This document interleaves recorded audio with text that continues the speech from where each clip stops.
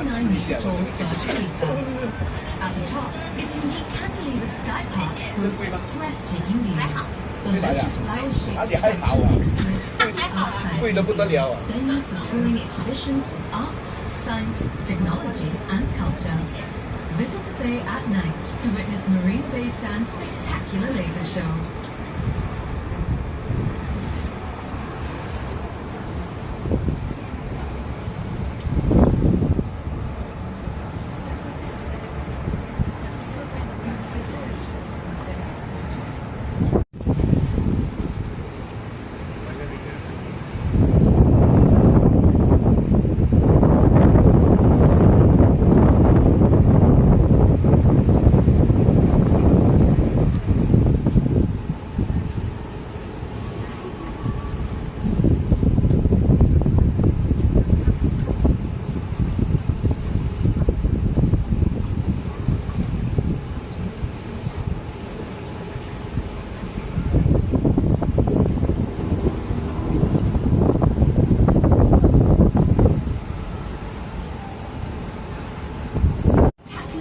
Of the bay and the city skyline, and has quickly become a favorite spot for evening strolls.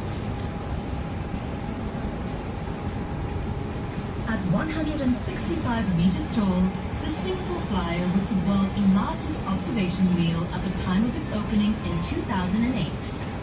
It offers unparalleled views from its 28 air-conditioned capsules. At the apex of the 30-minute ride, can accommodate 9,000 people, with 30,000 more on the non-floating portion. Originally designed for the 2007 National Day Parade and to be used for 5 years, its use continued due to delays in completing the National Stadium.